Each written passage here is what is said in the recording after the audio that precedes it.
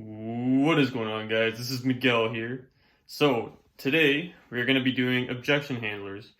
I'm going to start this series starting now. It'll be like a weekly objection handler kind of thing, like a weekly basis series kind of thing.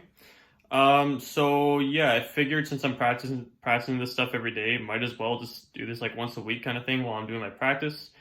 Fits in well with the schedule, you know what I mean? This is going to be the first objection to kick it off. This is an objection that I find that they don't tell you because no one actually there's no one. I can't find, I found when I typed it in, I found some guy that did like garden sales or something that had it, but it didn't relate to real estate. He just had a bit of a weird approach to it. And that was the only video I could find on this. So I decided to go to my way, took what I already knew about how an objection handle is structured and the science kind of behind it, took that and structured my own kind of skeleton or like a way to my own objection for this. So I did make my own objection. I had the help of someone within a brokerage. He's within our, like, we do script practice together. He had an objection for this, and I decided to take what he has and kind of go off that and put it into something like how I'd like to go about it, right? So this is going to be the objection that you're going to hear tons and tons of times over and over at the door. So you've already ran them through a script, right? You've already said, hey, like, I'd like you get to the point where you get their contact information, right? They're going to say, yeah, for sure. I'd like to stay in touch with you. Do you have a business card? That's the objection, right? When they say, do you have a business card? Because you as a realtor, to get you, there's like tons, ever since the pandemic, especially just because the market was so hot, whenever the market gets hot, right, a ton of people come in, right? You need to be, just because you know the competition, you need to be here in someone's mind, right? In order to win over the competition. That means giving your business card. If they do call you in 2 years, like, good luck, right? They might call you in 2 years, whatever. Or if they are thinking of selling fairly recently, they might call you. Chances are they're probably not going to call you. They're just going to put your business card in sorry, I'm itching my arm. Putting your business card in their back pocket. It's probably just going to go in the wash or something, right? So let's face the facts. Let's be real, right? You need to be relentless when you're at the door, right? You need to try as hard as you can to get their email address and their phone number.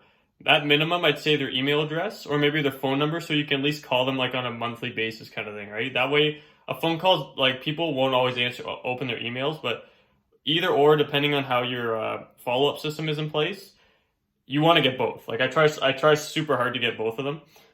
So the way you want to go about it is, so this is how I'm going to go about it, right? So the main objection is, do you have a business card? Like, where do you, can I get your business card? And then they'll say, like, yeah, I'll call you, right? So the way an objection is structured is there's three ways to there's three parts to an objection handler. So the first part is a pattern interrupt. The second part is a gaining agreement. And the third part, the last part of an objection handler, is a strategic question to get them to say no.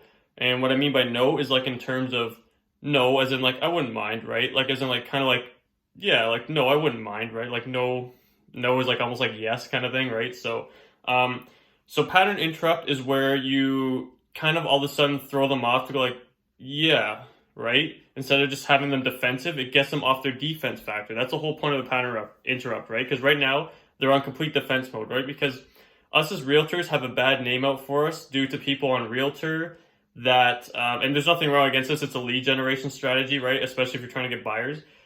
But the people that go on realtor.ca, they'll click a thing. It's happened to me before I even got my license too, and this is how I actually found my agent, is that you click on it and all of a sudden you get a phone call, right? Or you sign up for their email address and all of a sudden you're getting bombarded like every single day.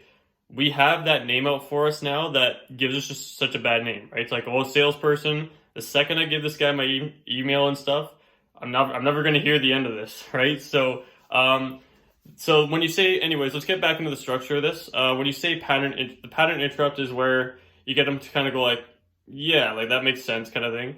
And then the gaining agreement is something to get them to go like, yeah, right? And then now they're on board with you at this point, right? You want to say something to get them on board with you completely at this point, pretty much. The third part is the strategic question of no.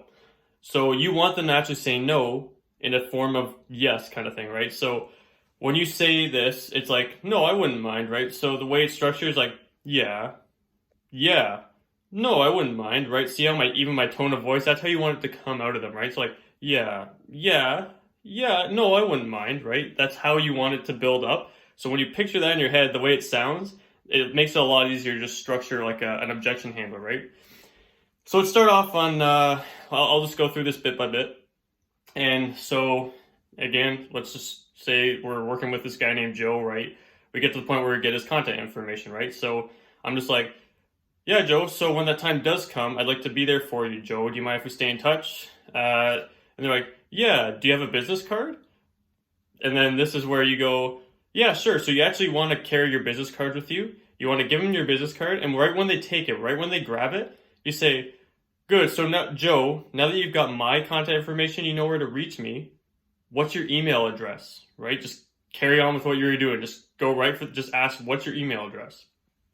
If they give it out, which they do about maybe half the time, if they're not like pretty rambunctious, they'll usually just give you their email address. But the other half of the time, they can be a little bit like, right, or don't like giving their information out. They'll say, oh, it's okay, I can just call you whenever I'm ready, kind of thing, right? That's where the objection handler comes in, right? So this is where you're going to start the pattern interrupt. So when they say, oh, it's okay, I'll call you whenever I need you, you're going to start off like this. You say that, you're going to be like, oh yeah, hey, no worries, I completely understand. And listen, Joe, if I were on your end right now, my first train of thought would be, oh man, this guy's a salesperson. He's just going to be bombarding me with calls, texts, emails every single day. I'm never going to hear the end of it, right? And quite frankly, Joe, there are thousands of agents in today's market that would love to just throw you on an auto email campaign and just kind of forget about you over time until you do, if ever, actually decide to reach out. Am I right? So that's the pattern interrupt, right? Am I right? They're kind of like, yeah, right? They're starting to kind of jump on board with you. The way I structure that is, what are they going to say? To slam the door on you? They're going to say that, right? So, and it works every single time. So the second part, right, is the gaining agreement, right? They're going to say, yeah, right? And after that, you're going to be like, so after they say, yeah, you're going to be like, and Joe, right? So now you're going to be like, right, and Joe, sorry, I just got tripped up here. So right when they say that, it's like when they kind of gain agreement, when you're going into gain agreement now, right? We're going to gain agreement. You're going to say, right, and Joe, what I really feel you want in a realtor is that you want to make sure that when the time does come for you to sell potentially one of the largest assets that you now own, that you have a realtor at your fingertips that you know, trust, and already have a built-in established relationship with. Is this correct? Right? So now they're going to be gaining agreement with you, right? Of course they want a realtor that they know and trust, right? And the reason why you're saying this is because you're trying to be genuine with them so that when you do have they're starting to kind of understand, like, okay, so if I do give this guy his contact information, they're still a little bit like, right? But it's kind of like you're putting out a point that you're not going to be bombarding them and stuff. It's more so you to build a relationship. That's the message you're trying to get through, is that you just want to build a relationship with them so that when the time does come, when they need to sell, they know who to contact, right? They know who you are, right? And that's the point you're trying to get through, right? They should understand that, because at this point they'll be like, yeah, of course I want a realtor I know and trust, right? And then, so that's the gaining agreement. The third part is the strategic question to get them to say no, right? So when they say yeah, you're going to go back to them and be like, right, and Joe, would you be against me calling you on a quarterly basis just to kind of touch base, just have a nice conversation if anything, and every now and then sending you some very useful information over email to keep you well informed on today's real estate market that's going on? You're going to say that, right? What are they going to say? No.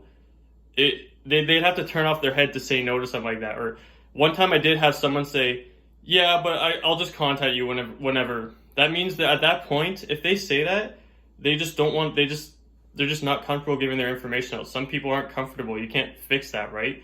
But if they're okay with giving it out, at that point, you've gotten your point across.